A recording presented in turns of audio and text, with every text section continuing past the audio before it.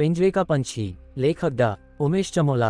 कामिनी दरवाजे के बाहर खड़ी थी, खूब सज धज कर। सामने उसे एक अधेड़ उम्र का आदमी आता दिखाई दिया। उसे लगा कि वह उसकी ओर चला आ रहा है, पर यह क्या। वह उसके बगल में खड़ी लड़की के पास चला गया और उससे बातें करने लगा।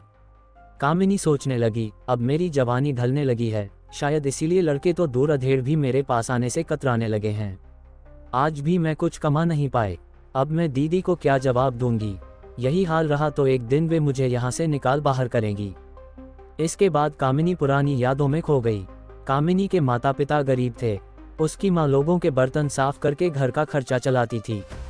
माता पिता ने कामिनी को अपना पेट काट कर पढ़ाना चाहा और उसे शहर के एक स्कूल में भर्ती किया।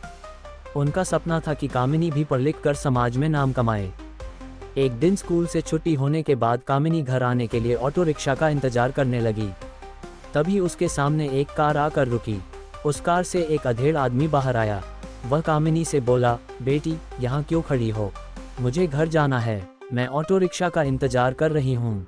बेटी तुम्हारा घर कहाँ है? वह आदमी बोला, देवनगर। कामिनी बोली, मुझे भी देवनगर जाना है, हमारे साथ कार में बैठ जाओ। उस आदमी की बात सुनकर कामिनी उसकी कार में बैठ गई। कार में दो आदमी और भी बैठे थे। कार को दूसरी तरफ अनजानी जगह पर जाते देख कामिनी हैरानी से बोली, अंकल आप कह रहे थे कि आपको देवनगर जाना है, पर आप तो।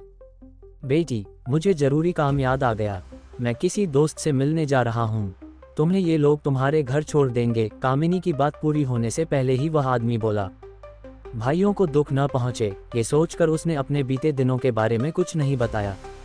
कामिनी का भाई विनोद एक कंपनी में काम करता था। उस कंपनी का मालिक रविंद्र नौजवान था। एक दिन वह विनोद के जन्मदिन की पार्टी में उसके घर आया। विनोद ने उससे कामिनी का परिचय कराया। उसे कामिनी पसंद आ गई। धीरे धीरे रविंद्र और कामिनी के बीच नज़दीकियां बढ़ने लगीं। एक दिन दोनों ने प्रेम विवाह कर लिया। रविंद्र और कामिनी एक दूसरे को बहुत प्यार करते थे।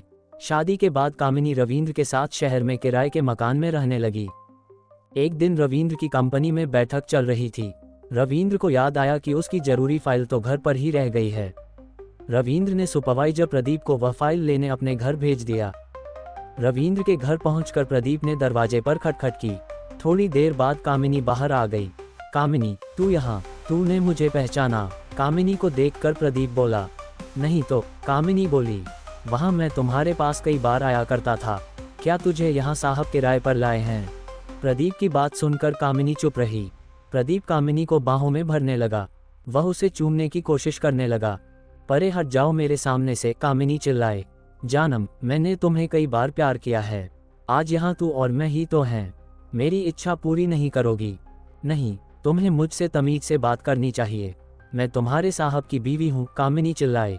तमीज से? प्रदीप हंसकर बोला, मैं साहब को तुम्हारे बारे में सब कुछ बता दूंगा। प्रदीप बोला, नहीं तुम ऐसा नहीं करोगे, मेरी जिंदगी बर्बाद हो जाएगी। ठीक है, अगर तुम अपनी जिंदगी बर्बाद होने से बचाना चाहती हो तो मैं जब चाहूँ तुम्हें मेरी इच्छा पूरी करनी होगी। तुम्हें ये काम आज और अभी से करना होगा। जिस दिन तुमने मेरा कहा नहीं माना, मैं तुम्हारी पूरी कहानी साहब को बता दूंगा। जाते जाते प्रदीप कामिनी से बोला। अब प्रदीप रविंद्र की गैरहाजिरी में समय समय पर कामिनी से मिलने आने लगा। एक दिन किसी काम से रविंद्र अपने घर समय से पहले आ गया। उसने प्रदीप और कामिनी को एक साथ देख लिया। उसने प्रदीप और कामिनी को बुरी तरह डांटा। उसने प्रदीप को नौकरी से हटाने की धमकी दी। प्रदीप ने रविंद्र को कामिनी के बारे में सब कुछ बता दिया। रविंद्र ने कामिनी का साथ छोड़ दिया।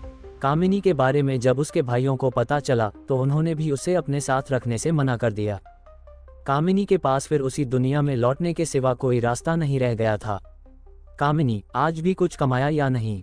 दीदी की बात सुनकर कामिनी यादों से बाहर आ गई।